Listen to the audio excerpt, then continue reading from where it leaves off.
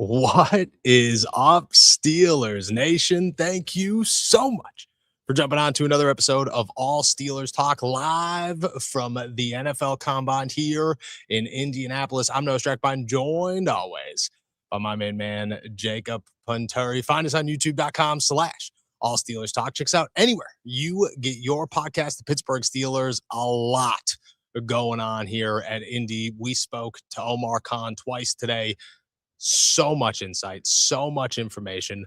Honestly, one of the best Omar Khan interviews I think we've ever had, and so much information coming out of day one here in Indianapolis. We're diving into the future of Will Howard, the expectations for trades and releases with names like Nick Herbig, Jalen Ramsey, potentially Patrick Queen, Kenny G, so on and so forth.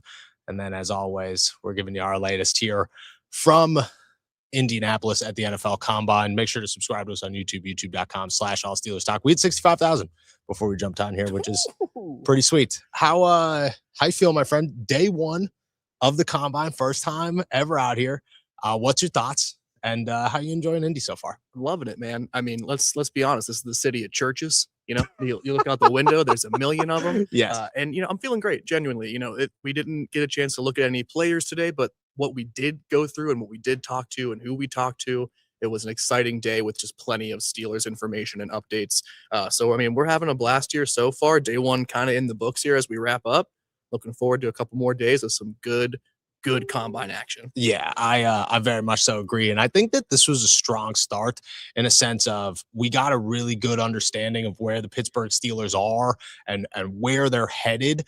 But more importantly, the NFL Combine is the beginning of the information about this team as a whole throughout the offseason.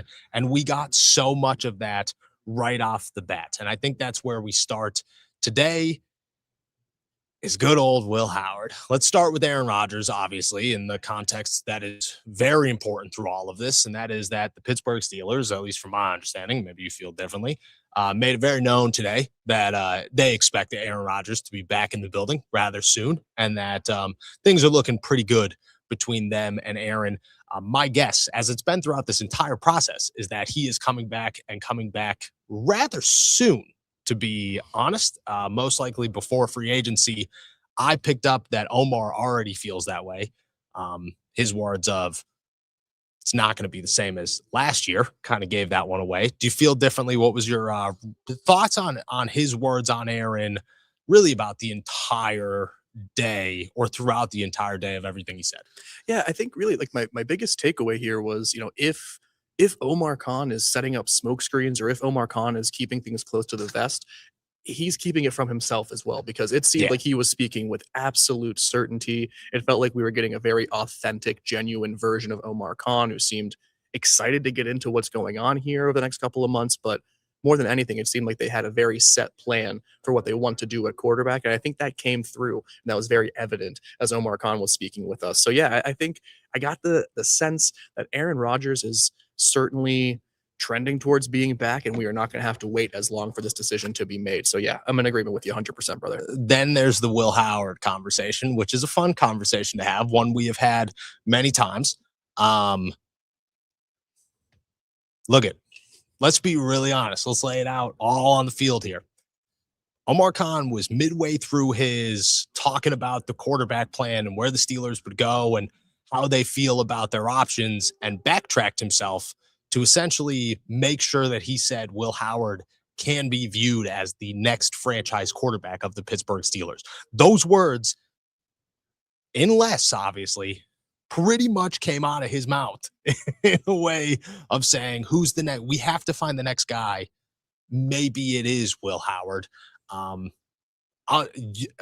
We have both, neither of us, not one person on this show has sat there day in and day out defending Will Howard. We've been the complete opposite of it, saying that there's a chance he gets an opportunity. He should get an opportunity this year, but it doesn't mean he's going to take advantage of that opportunity. It doesn't mean he's going to be good. Did today, in your eyes, solidify that what we have been saying, or at least what people have wanted to hear, that the Steelers do view Will Howard as that potential next guy, is real? it was real, and I will echo what Noah was saying here. Like he was asked a question about, do you see this incoming quarterback class having the right group of players to maybe find that franchise quarterback? And he was, pretty indifferent. He said there's some Yes. talented players, didn't allude to anyone in particular, and then he was ready to move on to his next statement. And then he said, I should mention that we are very excited to work with Will. Mentioned that Coach McCarthy really liked what he saw out of him in college, and he's excited to work with him as well. So it goes kind of hand in hand with this idea of, I think there's a very clear plan being put into place here for the Pittsburgh Steelers, and they are sticking to it so far. Are we going to love the results? Maybe, maybe not. But it seems like Will Howard is a key part of the plans for 2026. We'll find out the specifics soon. Yes, that's exactly it. Let me ask you a further question here. Do you think that plan continues into 2027? Do you think that this team, if they view Will Howard today as a potential the guy, which we'll ask about, I guess what I should ask first is, did your thoughts on the quarterback change heading into this? We will learn so much more throughout the week. It is Tuesday. Quarterbacks talk on Friday, which means that we are nowhere close to the end of this journey. And things will change. Do you look at the quarterback situation with the Steelers differently right now when it comes to the NFL draft? I don't want to jump to conclusions too quickly. I don't want to put the cart before the horse, but maybe there's just something about being in the presence of Omar Khan and hearing it straight from the horses. Yeah, I do need to kind of reconsider my off-season evaluation. And yes, we're certainly removed from it. It's been very guilty of saying for Will Howard sort of on this team moving forward, at least in a prominent role. And it seems to me, unless again the Steelers are actively putting up some very specific and pointed smoke screens, it seems very clear to me that they have a plan for Will Howard that, again, maybe I don't agree with. Maybe it's not the exact one that I have laid out and talked about here, but he's a part of the plan. So yes, my overall view of this is there might be some changes happening here in the Pittsburgh quarterback situation. I very much so agree.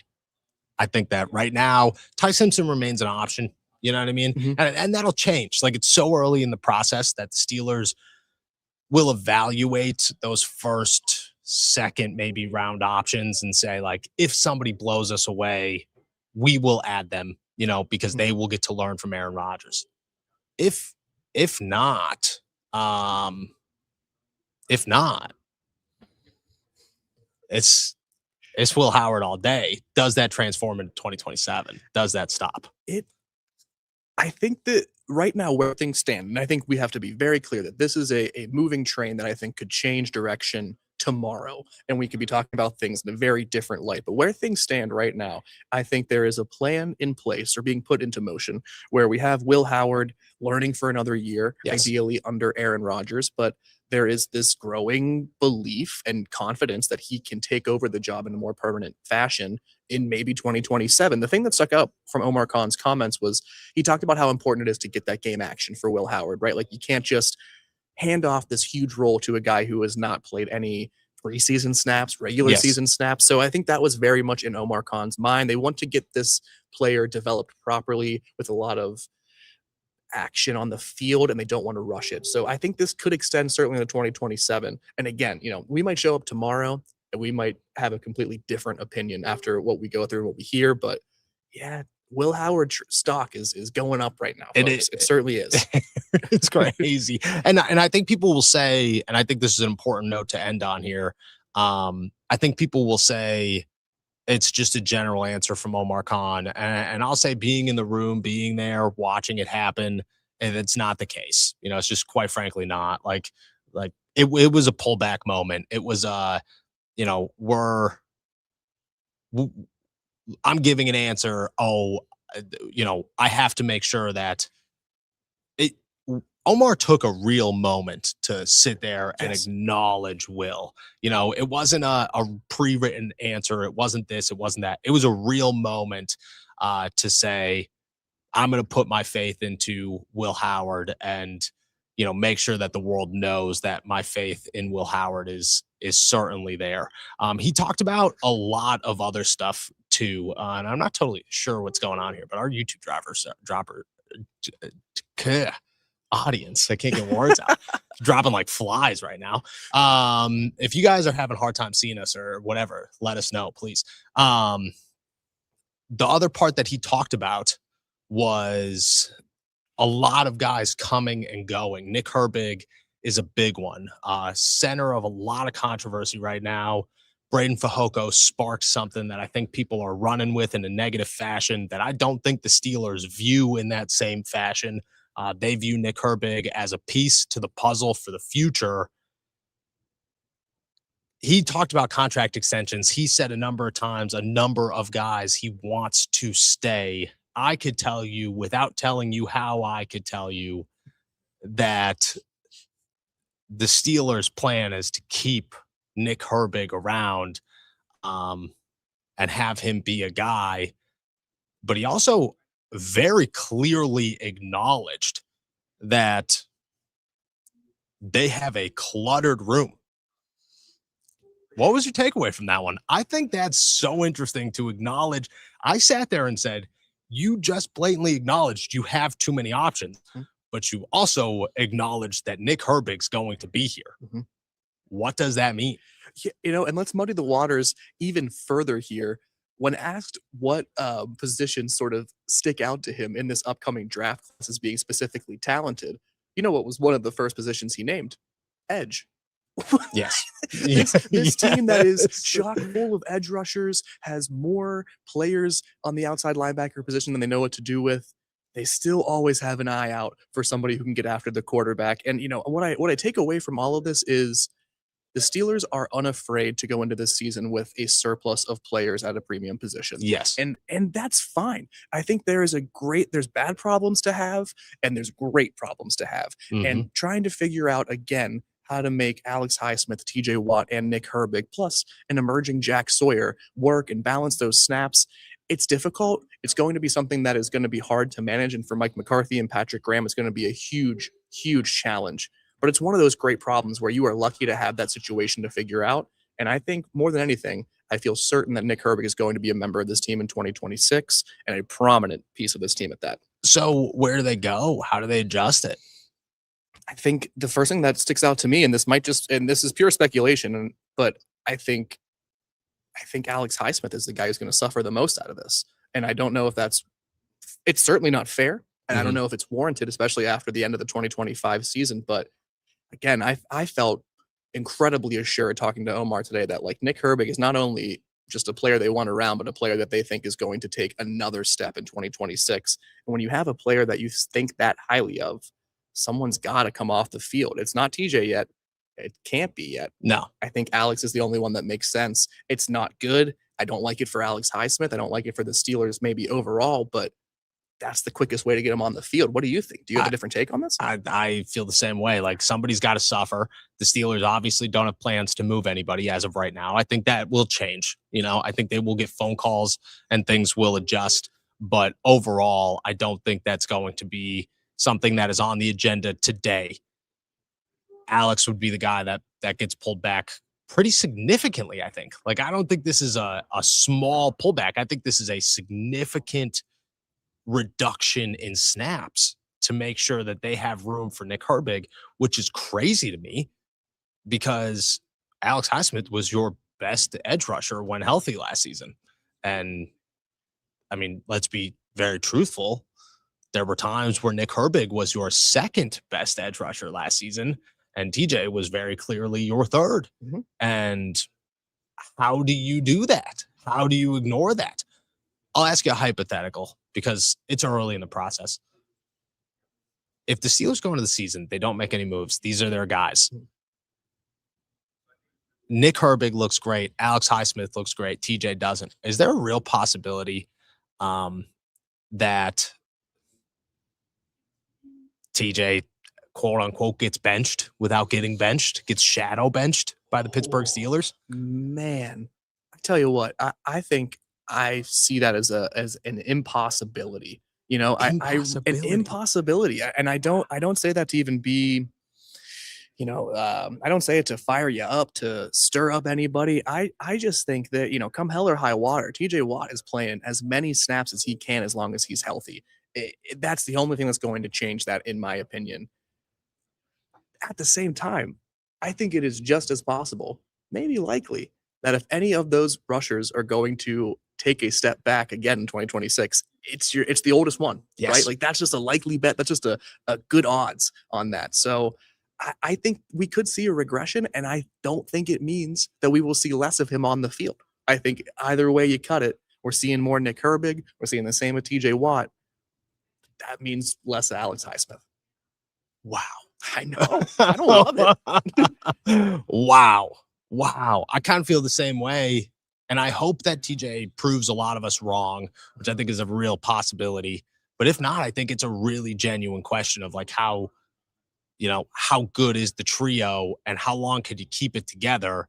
Again, I don't think Nick Herbig has the issues that the outside thinks that Nick Herbig has, causing the issues that the outside thinks Nick Herbig is. I think that it's, escalated, but I do think Nick Herbig, I mean, he said it to Omar. Omar said it. Nick Herbig wants to play more. That means Nick said it to somebody. That wasn't a guess. He had no idea what Braden Vogel tweeted out. It's there. Let's talk the other linebacker position here. Patrick Queen's going to get extended, huh? That's going to happen. He's in Pittsburgh to stay. Omar Khan made it very known that they like PQ. They've really enjoyed PQ. He's just settling into the position with the Pittsburgh Steelers, and that, well, it sure sounds like they would like to get an extension done with him. Maybe not this offseason, maybe next, who knows, but they certainly sound like a deal is coming at some point. Is PQ here to stay? Yeah. You know what? And this is one of those things where it feels like a complete 180 from what we have been talking about over the last couple of weeks as we've been getting into off-season prep, where this team goes heading into the 2026 season. It felt like a foregone conclusion that Patrick Queen would be maybe a salary cap casualty, or at the least look to be traded for some sort of mid-round draft pick. And Omar Khan, in a very similarly confident and very assuring manner, yes, made it clear that the Steelers team has, one, no issues with the salary cap, and they have as much flexibility as anybody in the league. And two, Patrick Queen is a Steeler, and his unique skill set, yes, which was the description that he used for Patrick Queen, that is something that they really value. They really covet. And so it seems like they are going to work something out. I'm not anticipating it being something that happens before the season starts, to be quite blunt, but I think that they are looking at this season as evaluation in order to sign him again going into 2027. So I don't know what this does for the picnic pack. I don't know. We had a lot of questions about, who they go after to replace Patrick Queen. What do they do with him in the meantime? But I think we need to start coming around to the possibility and reality that Patty Q is going to be wearing that green dot again, and maybe beyond the 2026 season. He is, dude. He is. And truthfully, me and you talked about it on the drive down here. Like, there are options out there. There really are, but they're all PQs. I think, honestly, the best move for the Steelers right now, my thing is replace Patrick Queen. If you're going to replace Patrick Queen, you're doing it because you could get another Patrick Queen for less money. You could save cap space. But when it comes to how to fix the inside linebacker room, if Patrick Queen is here and if Patrick Queen is staying, go draft somebody who's a better Malik Harrison. Go get somebody who is a downhill thumper who you could put on the field for 3 downs if you need to, and trust that they're out there. That's what the Steelers need. That's what they're trying to essentially make Patrick Queen. And that is not Patrick Queen's game. Peyton Wilson is Patrick Queen, potentially younger, and go that direction. And I think that solves a lot of issues. It doesn't solve the cap space. I don't like Patrick Queen's cap hit. I don't think it's great. But I think it solves the talent issue and the hole that the Steelers have at inside linebacker that has been evident for 2 years now that they could fix. I mean, I don't know. What's your thought? I've been very up and down on Patrick Queen's production in 2025, much like everybody has, but the Toby Dean, or you bring in the possibility of somebody like a Quay Walker. Mm-hmm. The more you look into like what has happened over the last couple of years specifically, the more I come to the sort of conclusion that these linebackers are a lot more on the same plane than something too. Yes, you could in a Kobe Dean, a Leo Chanel, you could go get these guys who maybe fit a different to do. Yep. But at the end of the day, Patty Hughes had 2 seasons of at least 4 quarterback hits. Has it been perfect? Far from it. But is it commensurate with, the $10 to $15 million. I think, you really are slightly overpaying for Patrick Queen. As we get closer to this new league year, that feels like less of a word. Yeah, I feel the same way. Like, look, it's not the worst thing in the world. They have the cap space to make it's not the talent. You know what I mean? At the end of the day, it's not the issues anybody should have with the Steelers. They have, like, Patrick Queen's a starter on most teams in the NFL. The problem is he's not a keeper, and they'll solve it then. But for right now, it's here to stay. And I would go the NFL draft to just go get somebody that, fills that hole. Usually leave the position alone for the next 5 years. Okay, with that situation. Favre made it all. Jalen Ramsey is not going anywhere. Jonnu Smith, maybe not so much. Maybe a little bit. In the conversations of what happened and where things were, Omar Khan replied to me saying, we didn't get the job done. We lost the first round of the playoffs.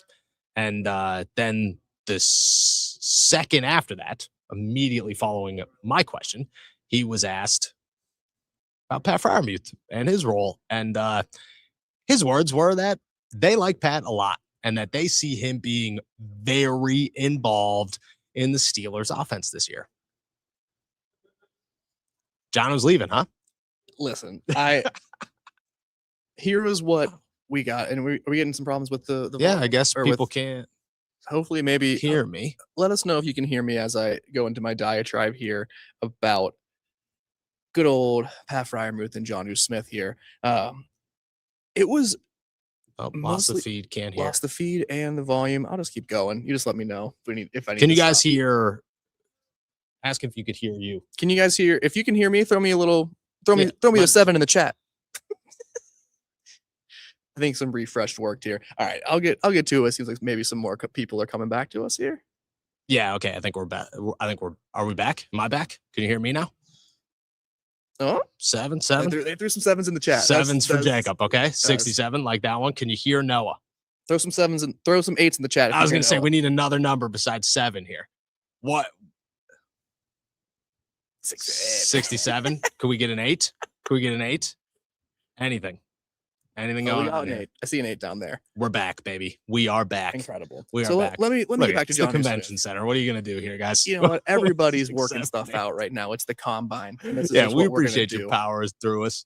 Yeah, thank you so much, everybody.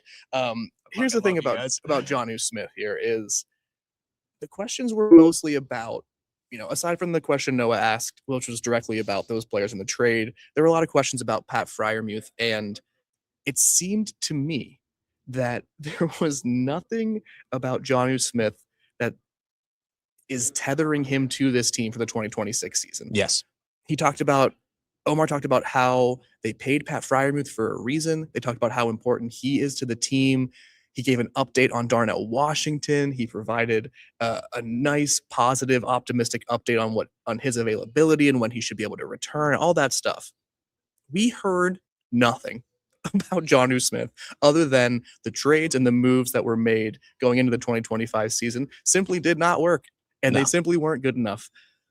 Those can only describe 3 players. He talked about Jalen Ramsey being a player who was unselfish, who moved into a different role. He talked about, we didn't talk about DK a lot today, but there's been nothing but good things said about him in general.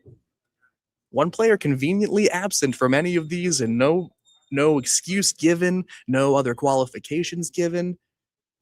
After you give him $12 million guaranteed for an extra year before he even plays, I think they are regretting that decision. I am guessing that Jonnu Smith is going to be a cut candidate here.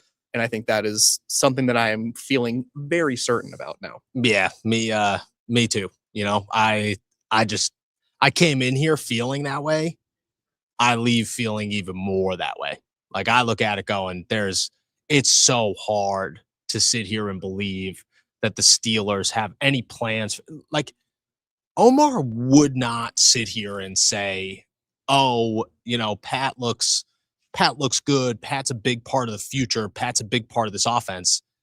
That's where you'd get the PC Omar answer. If Pat was gone, which that's the decision they need to make, it's Pat or Jonnu, because you can't have both. They're pointless. If Pat was gone, you would have gotten the PC, we like Pat Fryermuth, we'll see what happens answer, but instead you got the Pat's our guy.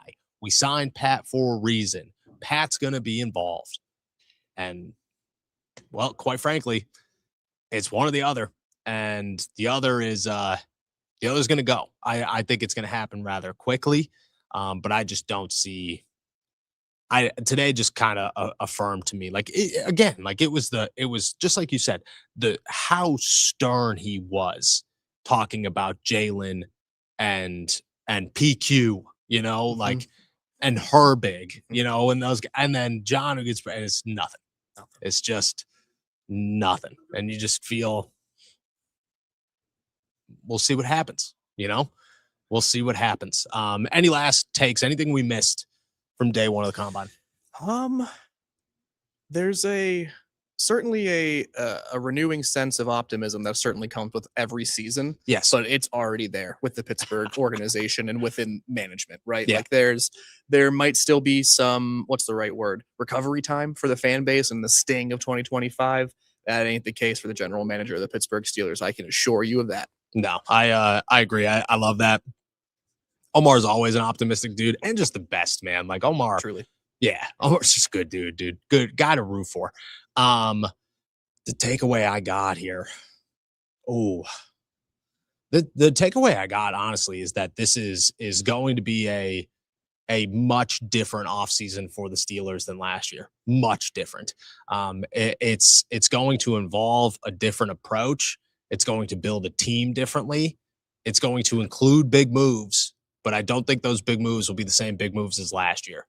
I honestly think they'll be a little bit more calculated. What I took away from today is that Omar kind of realizes that he maybe went a little too gung-ho last year, and he needs to calm down. And I took away that, he's ready. He's ready for that. We'll see what happens. A lot more to come here from the NFL Combine. Excited to keep diving into it. With that said, we're going to take a quick break. On the other side of it, we'll start answering all your questions. Toss them in the chat. We'll be right back. Pittsburgh, this one's for you. From the voices behind All Steelers Talk comes Black and Gold Apparel, your go-to for bold, fan-driven merch that reps the city, the Steelers, and everything in between.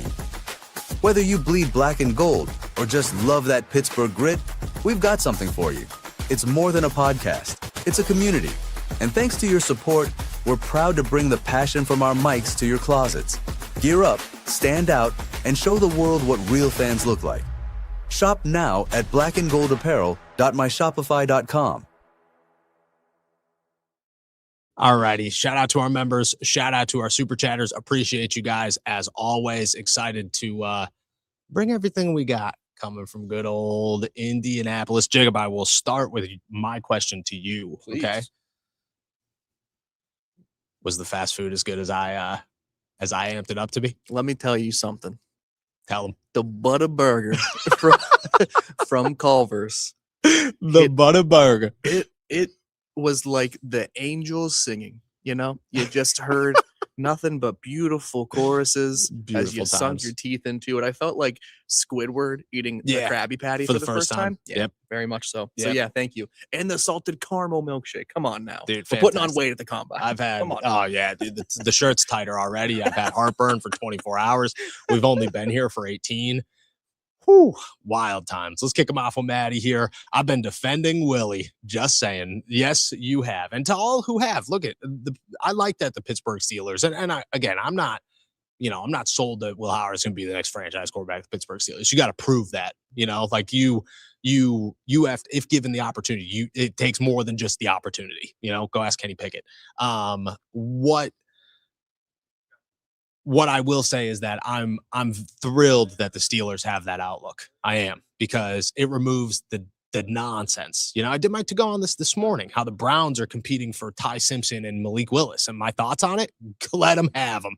Have a great time with them, pal. There's just no need. There's no need for the Steelers to rush into anything at the quarterback position when you have Will Howard. Is it the best option available? No, but it's an option, and it's not the worst one. Take advantage of it. In my head, that is the best outlook the Steelers could have on this, is to say, if it's not Aaron, it's going to be Will have the upper hand. Let's get that very straight here. Will not be handed a single thing, but he will have the upper hand in any competition that they set forth in 2026 if Aaron doesn't end up being the guy. And again, that's perfect for me. You know what I mean? You're not overspending.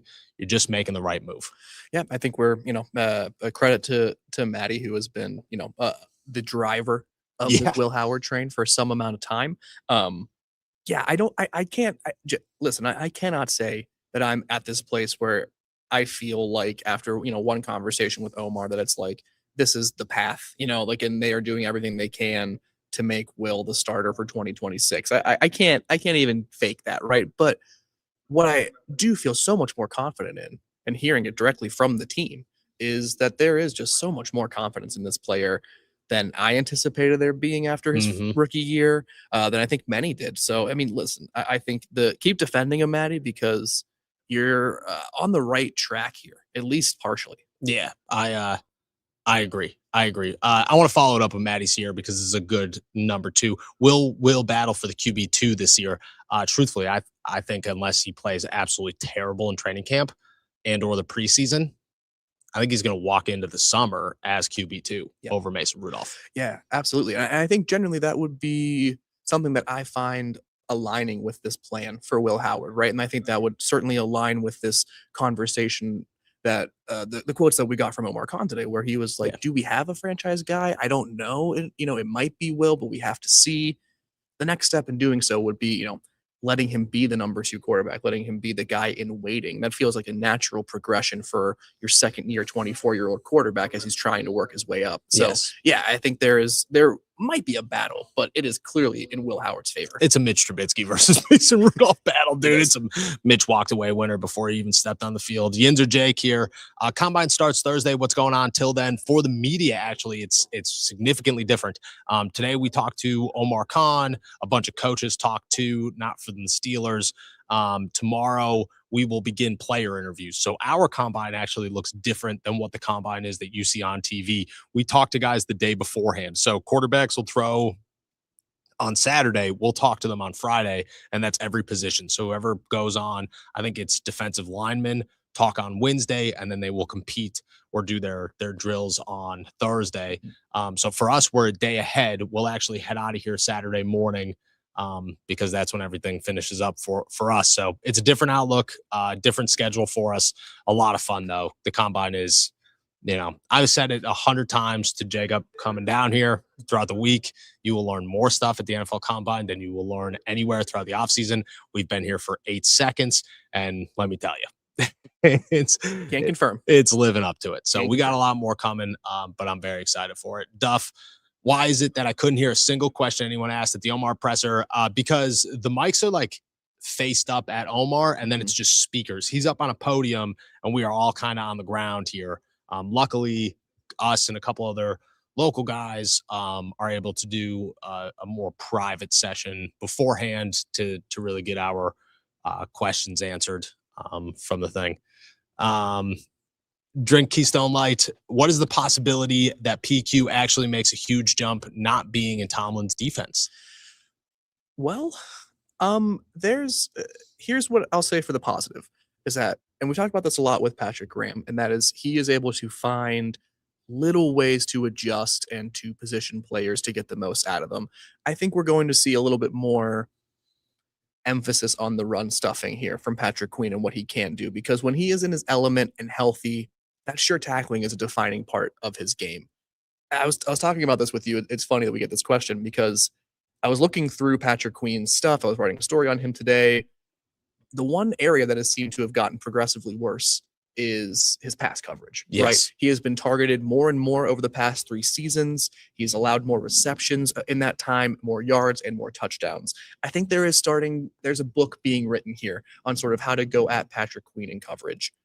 Can Patrick Graham, the new defensive coordinator, find that, respond to it, and adjust? And I think that is going to be the key challenge here. So yes, I certainly do think PQ can come back and have a dominating season, or a season in which we talk about him being an elite linebacker again, but there is a couple of key adjustments that absolutely have to be made to get there. Yes, I feel the same way, and I hope Patrick Graham is the guy. Look at Patrick Graham's got so much love and respect in this game.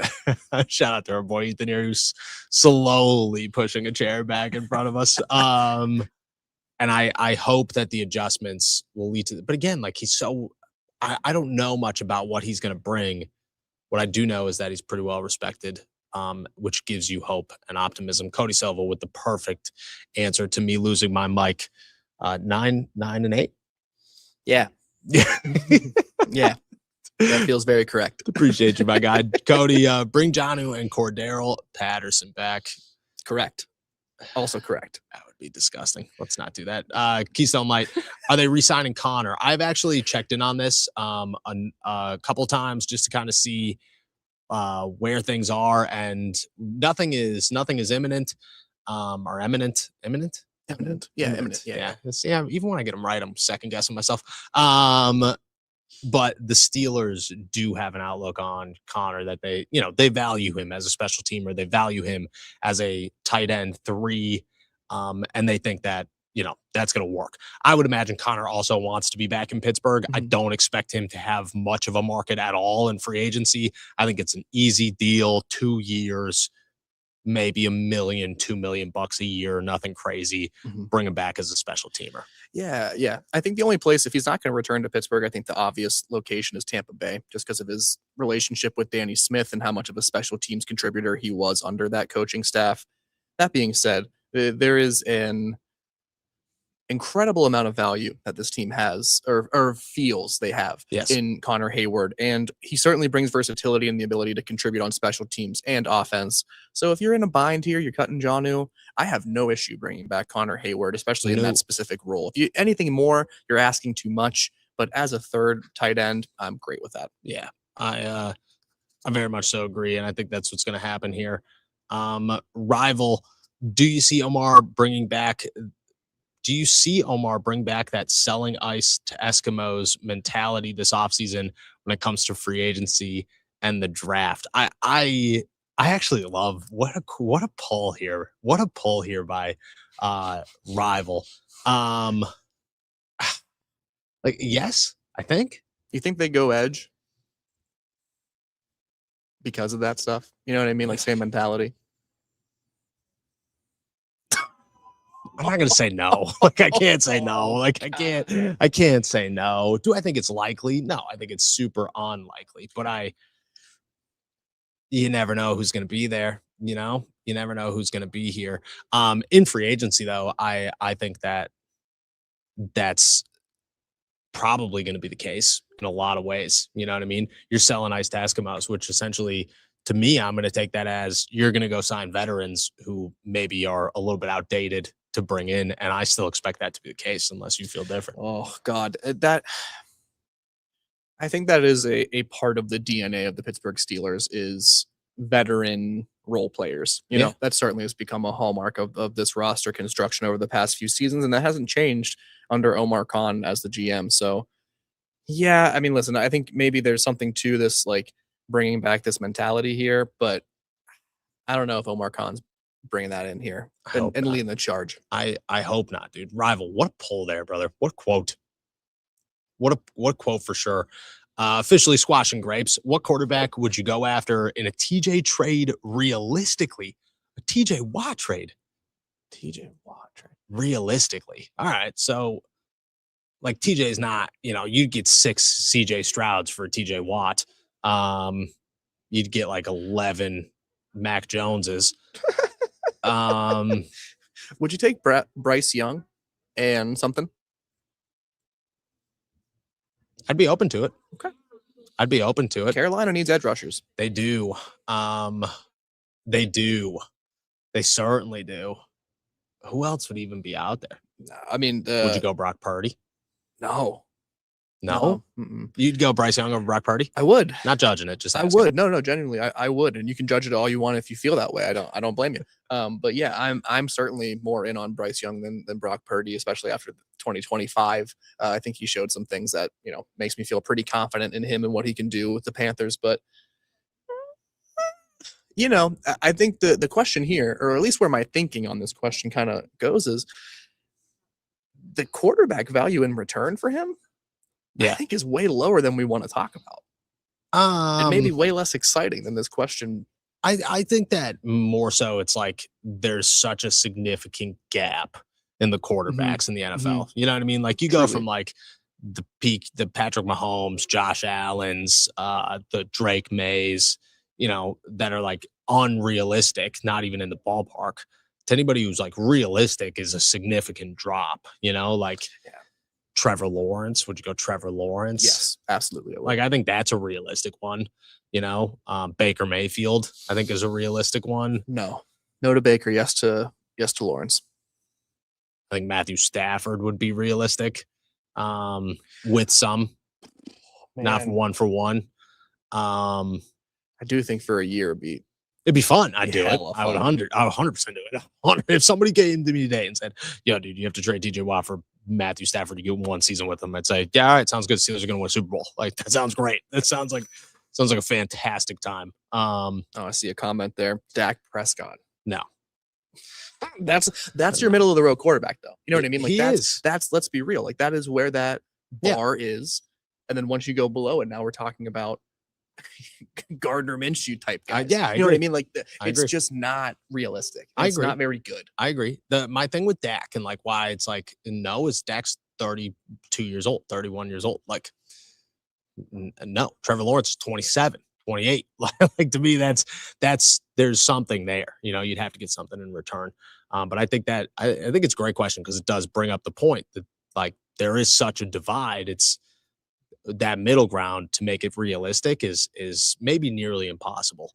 Maddie, do you think wide receiver is still their round one goal? Yes, I do. 100%. Yeah, I took 100%. very much so away today that wide receiver is still very much so in play round one. Cody, what running back is going to start over Warren this year? Kenny G all day, and it's happening fast. Like, it's happening fast. I think Kenny G gets signed before free agency. That was my takeaway today, is that's happening very quickly. There certainly was, you know, again, of the several players that Omar Khan was asked about, he did make sure to be very specific about Kenny G, and like his representatives know that we want him back. Yes. You know, that was very clear that the Pittsburgh Steelers would like to have Kenny G back. That being said, no one's going to start over Jaylen Warren this year. No.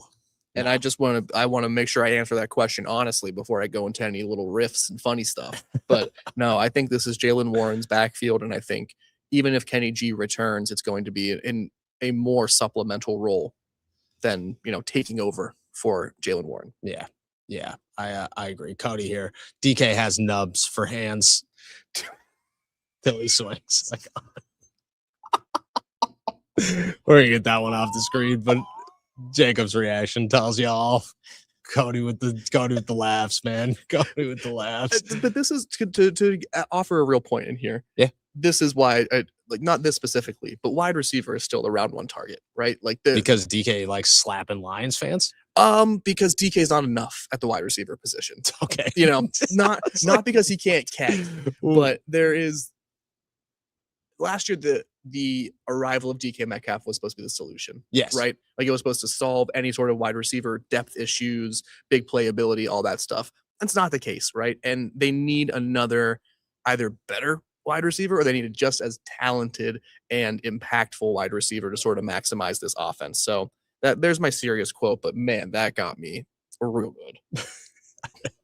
Keystone Light, Jacob, my rebuttal to the PQ will change or have an upgrade in Tomlin's defense is that the Tomlin defense was the same for the past 20 years. You watch film, it's easy to pick apart. It's true.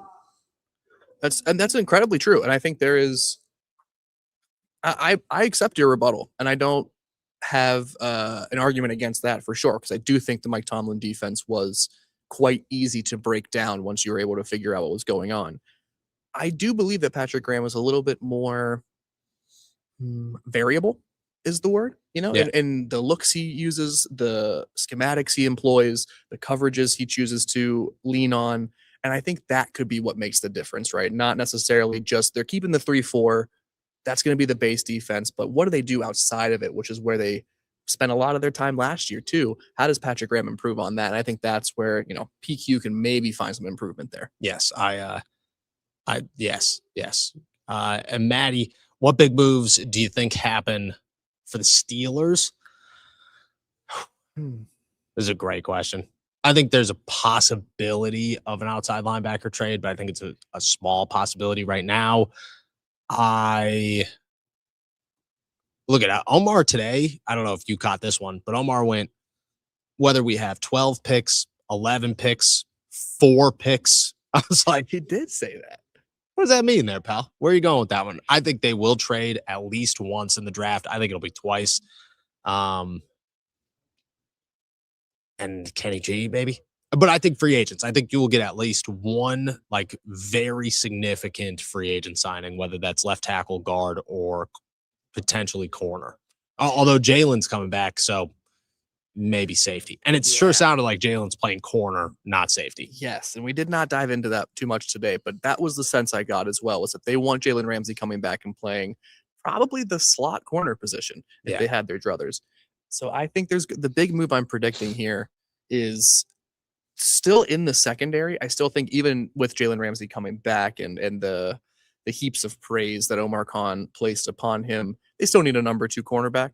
And so I think if they're going to make that big splash, it's either going to be a starting safety alongside Deshaun Elliott or a true number 2 cornerback, so that then they can really slot Jalen Ramsey into that place that he could be the most successful in his second year with the Steelers as well. So I'll say defensive back signing, to keep it sort of between cornerback and safety. Yeah, I agree. Wu-Tang, Steeler. Who are the other cut candidates? So I think there are a couple, but I also want to acknowledge that Omar made it very clear that they have plenty cap space. They're not so worried about cut candidates and names of such, which I did find very interesting that he made it a point to point out, not to curve the question, but to instead really indicate or really push the narrative that they have a lot of space to work with.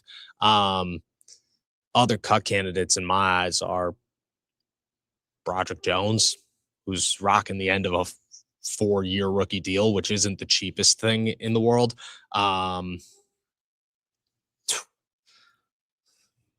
Man, that's tough. I don't know if there are any other ones outside of that. They don't have much caps. They don't have many dead. It's Jonnu, Jalen, PQ.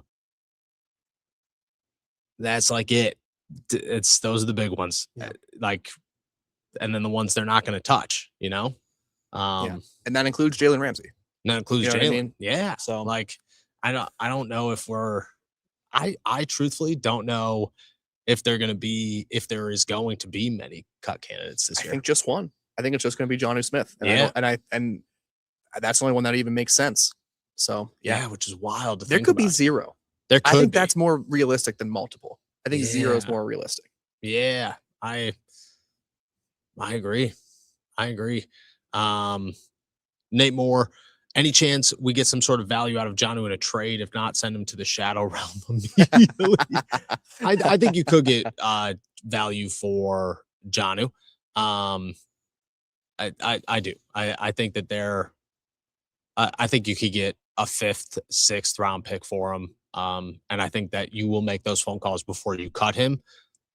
I think once teams start realizing that you're offering Jonnu for a 5th or a 6th round pick, they're going to say, we're just going to sign him a free agency for cheaper. Yep. Yeah. And I think that's exactly where my head was at as you were sort of laying that out is, there's got to be teams that are tight end needy that could use a pass catcher and someone who has playmaking ability like Jonnu has shown in points of his career. But there's no chance some team's going to fork up, a late round draft pick to take on that contract when they know they can just wait maybe another week or 2 and they could get him for much cheaper via free agency. So that's the big problem. It's not that he's not valuable. It's that the writing's on the wall in terms of his contract and what's going to happen next. Yeah. Killer B, if you took the green dot off of PQ, who gets it next? I would imagine Peyton Wilson. Yeah. I would imagine that would be the move is Peyton Wilson. But it's going to be Patrick Queen. Mm-hmm. ND Joe, you guys need to start doing guest spots in each other's office/basement. The same screen thing is nice every now and then.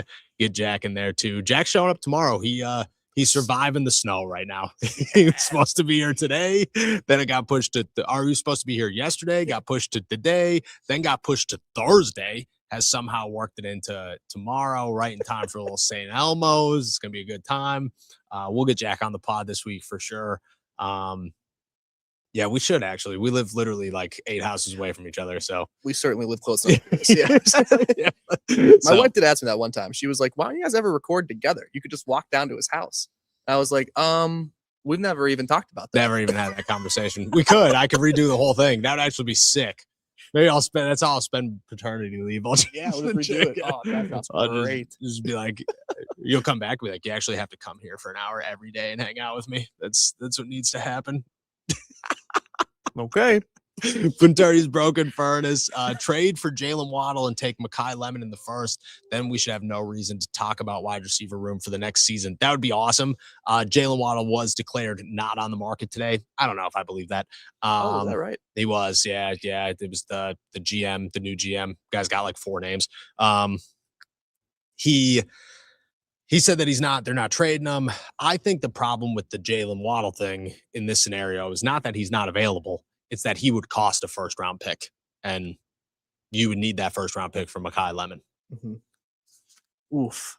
Yeah, and I'm just not – there's nothing about Jalen Waddle at this point that makes me feel confident enough to part with a first-round pick that I think I could use to get somebody like Mekhi Lemon or to get really any – like, I would rather have that pick to take Caden McDonald at 21, to take Ione out of Penn State at 21, take any of these other guys that could address a need over, giving that up for Jalen Waddle. As much as I like him, I just don't think the value's there. Yeah.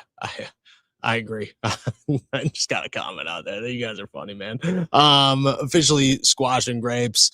Combine Wi-Fi or Acrisure Stadium Wi-Fi? Combine Wi-Fi by a bajillion. This works. I don't do the I don't do the live streams by the end of the season on the actual Wi-Fi. I just do them on my phone. My phone bill is fantastic. That's why my wife never sees it. Shout out to Verizon.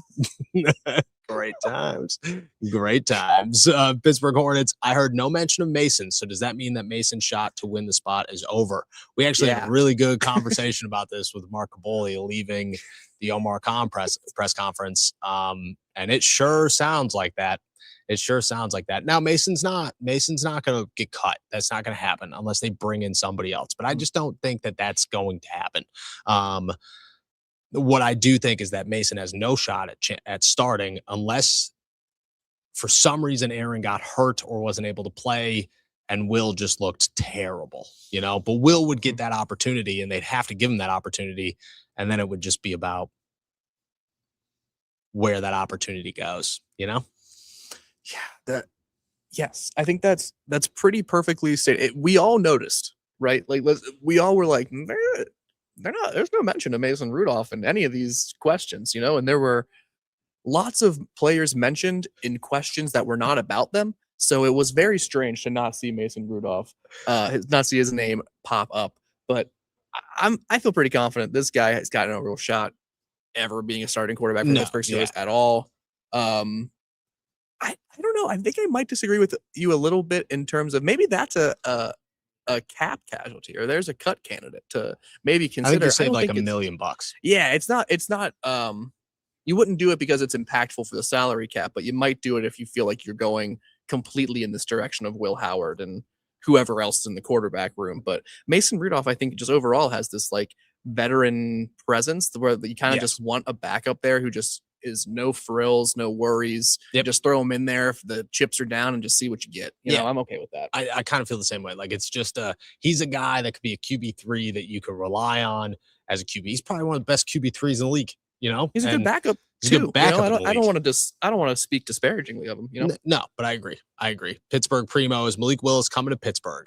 What I took away today is that we could end the Malik Willis talk, and it was fun. We had a really good time. But Aaron Rodgers is going to be the Pittsburgh Steelers quarterback in 2027 or 2026, and that's just it. That's what's going to happen. Yeah. No Malik. No Malik.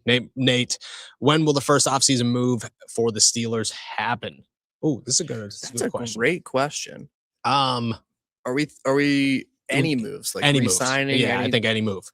I think Kenny G gets a deal done with the Steelers by like next Tuesday. Oh, Yeah. we're looking at like what, March 3rd? Yeah. Yeah. Wow. Yeah. Oh my goodness. I think that's a pretty good guess. I think you're on the right track. I think it's going to be, someone's getting re-signed. Yep. Kenny G is a great bet. I don't know if I want to go against it. My gut response on this is the Joey Porter Jr. extension is like the first thing that comes through. But that feels like something that happens a little bit later in the offseason compared to the first thing. But I do think it's that important that it could be the number one task. Joey Porter. Yeah. I think it could above too. anything else. But I think Omar's words today saying it takes two sides, and usually it's not as easy as one or two conversations. Was kind of hinting at like, yeah, we might have thrown an offer out there, and his people were like, brother, Jalen Ramsey's making $1 billion. Okay, we're gonna take this petty cash away from me and let's figure it out. But I think one of those two, or Aaron, it's one of those three. That's a great pick. Yeah, that's a great it's pick. those three for sure. LKZ, why hasn't the league started the trend of turning undersized athletic linemen into tight ends or fullbacks? Seems like the easy decision. I think the hard answer here is that tight ends are oversized wide receivers and are less athletic wide receivers. Let's say that. And fullbacks are dying. And I think that's where it gets difficult. You could turn them into fullbacks. I think. I don't think tight ends would. Yeah, would Broderick Jones work as a tight end? No. If you put him at fullback, it wouldn't work, but I at least have like 3% hope. Yeah. Right? Like that. But you're not going to use a fullback. No, you're not going to use a fullback. And I think there is just so much more athleticism and agility and like explosive athleticism that you need to get to the tight end position, which you can certainly be explosively strong as an offensive lineman, but to be, twitchy fast and explosive like that you can't teach that through technique. You either have it or you don't. It's in your body build, your physical makeup. Like, Broderick Jones could keep losing weight. He's never going to be twitchy. It just will never happen. No. I agree. Mark, more important, cornerback 2 or free safety, where from, free agency or the draft? Corner 2, it just depends on where Jalen's playing. If Jalen's playing corner, safety. If Jalen's playing safety, corner. I expect the opposite to come through free agency. Yeah, well said. I think personally, I think safety is the more important position to fill. Yeah. And I think you have to do it via the draft is the ideal way to solve that. But yeah, I think what Noah said is pretty bang on. There's going to be one via free agency, one probably in the first couple rounds of the draft. Yeah. Nate Moore. When will we already did that one. Appreciate you, my guy. Pittsburgh Hornets. What about taking a swing on one in the 3rd round, a quarterback that is? Look, I'm open to it. I just don't think the Steelers have a need for it. People ask this question all the time: where would Will go in this draft? And we say the 4th or the 5th round, somewhere in that ballpark. Mm-hmm. Why would you draft another Will Howard when you have a Will Howard? If it's a 1st round quarterback, like if you end up with Ty Simpson, my thought process is the Steelers see something in this guy that they can develop and they can't pass it up. But like just taking a flyer on somebody, I think if you pass the 1st round, you're not going to take a flyer on somebody because you essentially already have your flyer. And next year you're going to go all in on somebody, and it's going to be your flyer versus the guy, and you're going to see who comes out on top. Yeah. I mean, it's like, do you want to get a guy like Dylan Gabriel in the 3rd round, or do you want to wait? And I think there's a very easy answer, even with this sort of desperate quarterback situation I would describe the Pittsburgh Steelers being in terms of the lack of starting quarterback. That is,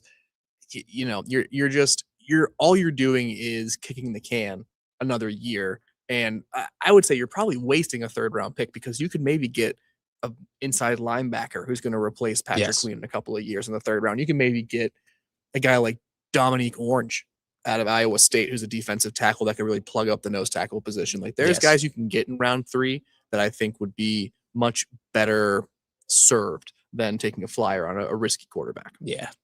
Pittsburgh primo again. If Aaron Rodgers comes back, do you think that will help or hurt Will Howard with his progression? I think it helps.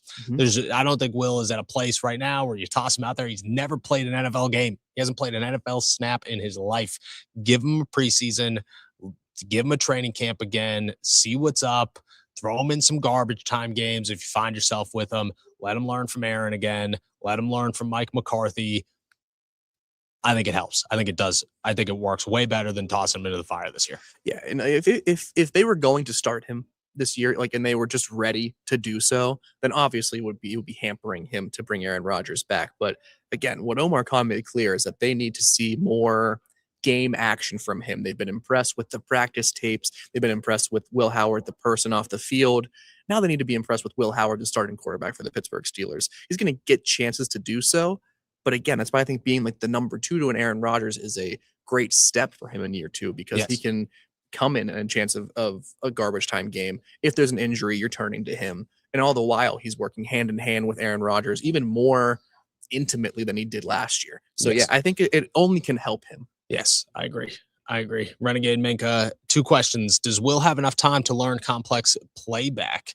If Will becomes the starter, what happens in 2027 as far as a QB pick? I think it's a complex playbook.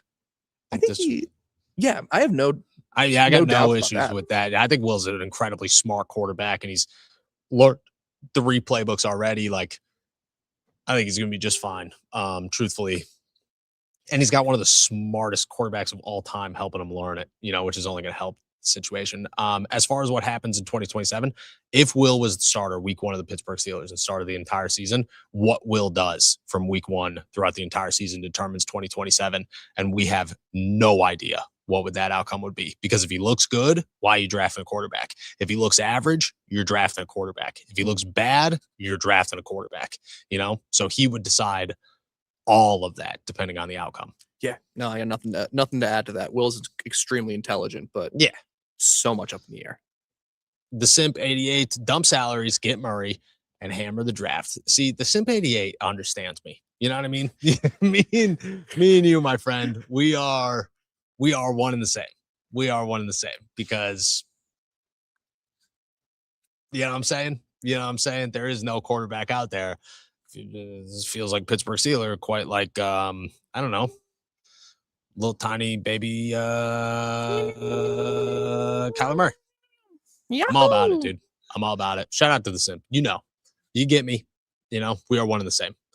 We are one and the same for sure. Yinzer Jake is Jack with you guys in Indy. Will we see him on the podcast this week? Yes to both. Coming tomorrow. Hopefully, let's stop snowing. First off, the snow needs to end. Okay, it's starting to piss me off. All right, it's March. It's just annoying. Stop. Just cut it out. Okay, if you're listening to me, snow, stop. Max, is Mason Rudolph a cut candidate? Saves $4.8 million. That's a lot more. I would actually say yes. Then $4.8 million. You can go get a Mason Rudolph. Yeah. Skylar Thompson. I was going to say $4.8 million. You go get Chris Tomlin with that money.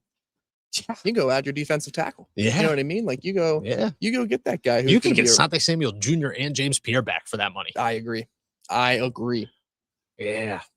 I think maybe. Honestly, 4.8 is a different conversation. I thought it was 1, no chance of 1. Yeah. 4.8 is that's a real one for sure. All right, keeping it trucking here. Keystone, is there a call-in show this week? Yes, I'm hoping I drop it tomorrow. We're going to see how much time I have today and tomorrow morning to get it done. If not, it'll be Thursday for sure, but it will definitely happen. It just depends on a lot of stuff happens early in the morning here and it goes all throughout. So just got to find a time to sit down and record it.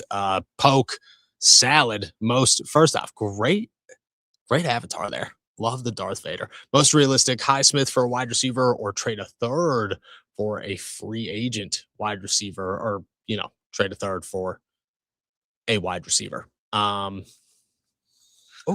good question. Ooh, trading a third. I don't think they're going to trade a third. Not for a wide receiver. I think they might take a wide receiver in third again. Yes. And that could be the double dip we've mentioned so often here. But I think because of that, the more realistic option I see is Alex Highsmith going for a top tier wide receiver. Yeah, me too. You don't know who's going to come on. That's the thing. We got a couple of months of like Tyreek Hill is going to pop up. The Tyreek Hill of the offseason, the DK Metcalf. You know what I mean? That turned around in a week. It took a week for that to happen. You know, like we don't know who's going to be there yet. We don't know who that name's going to be. Alex Highsmith? Maybe. It's a good question. It's a real good question. Pittsburgh Hornets. Jacob, do you have to be careful about mentioning WALK with Noah? Sometimes, dude, I get excited. Yeah, you got it. Yeah, I get round up. If it's not the right time, yeah, you guys don't even know, dude. We were walking over here. I said, "Yo, I got to pee." 9.5 out of 10 right now, and let me tell you, I haven't taken a sip of this water this entire podcast, and so we're getting closer, boys, for different reasons. Richie, is TJ on the trade block? No. I think he's very, very. I think he's as far away from the trade block as a human can be.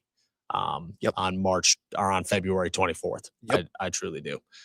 Tyrone, when is JPJ getting his contract?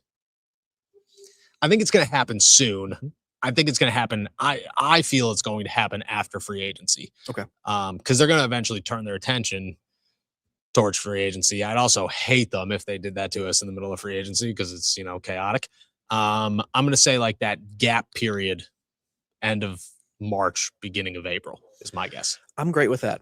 And we talked about this a little bit before. Like, I would be okay if they went through free agency, the cornerback market sort of gets dictated a little bit. Maybe it falls in their favor and helps them close that gap on getting a Joey Porter Jr. extension done. But yeah, I think, just sometime late spring, early summer is probably a good time range here. Yeah. I think that's a good move. Chris, hey guys, do you anticipate a Darnell extension? I don't, truthfully. I think it's on the table, but I don't think it's going to get done. You got to think of it. Chris Boswell, Joey Porter Jr., Keanu Benton, Nick Herbig, like Patrick Queen now is in that conversation. Like you got names. You got a lot of names. And I just don't think they're going to do it. Yeah. And I don't think that writes him off, from the team after 2026. It gives me sort of a similar vibe as the Patrick Queen situation where like they want to have him around after 2026, but there is no rush to get that extension done before the 2026 season ends. Yeah.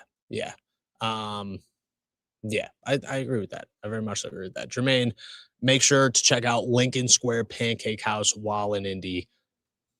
I'm going to take a picture of this because I don't have notes. What's up, guys? Everybody say hi. Yeah, that's happening. Shout out to Jermaine. Thank you so much. Thank you. Chris Kenny. Hey, guys, do you think that the draft in Pittsburgh is going to be good or do good? Or do you think Pittsburgh is too small for the draft and be way too crowded? No, I actually think it's going to be awesome. I think it's going to be incredible. They're expecting 500,000 people. I think Pittsburgh is just big enough to fit that. And I think it's going to be really sick, because I think Pittsburgh is what the coolest part about Pittsburgh is that everybody's going to hang out downtown for like the draft. And then you're going to spend your days not downtown. You know what I mean? Like once the draft goes to the night, you're going to be doing things in Shady Side and Lawrenceville and the Strip District. And, I think that's what's cool about Pittsburgh is there's so many places to check out. Not everybody's just going to be crowded on like a Broad Street or Broadway or whatever the place in Nashville is. Yeah. I think it's going to be great. I anticipate it's going to be kind of crowded. It's crazy crowded. Downtown Pittsburgh is certainly no New York City or Nashville, like you mentioned. Like there's only so much space for people to be, but I think it's going to be pretty cool. As long as there's no sinkholes popping up. And let me tell you, I was working downtown when that last one happened. That was crazy. Really? Yeah. That was wild. I got off my bus, and there was another bus in the ground. It was crazy. I would not be getting on a bus again. Oh, I would not be getting on a bus you again. gotta do what you gotta do to get home. That's crazy. I'd be walking, dude. I'd be walking. And return defined. Are you guys doing a mock draft episode? It'd be fun. I would totally post my laughable GM hat simulations. That it's hilarious. We're actually probably going to do more than one before the draft. We'll get through free agency. Maybe we'll do one on the other side of the combine. Who knows? But yeah, we will certainly be doing some mock draft episodes. That is 100% going to happen for sure. All right, y'all. with that said, we're heading out of here. Thank you guys so much for jumping on to another episode of All Steelers Talk live from Indianapolis here at the NFL Combine. Make sure to subscribe to us on YouTube, youtube.com/All Steelers Talk. Check us out anywhere you get your podcast. And as always, find all our work at si.com/NFL/Steelers. We'll be back tomorrow with plenty of updates. Make sure to follow along through all of it. And with that said, enjoy another beautiful day in the Berg. Peace.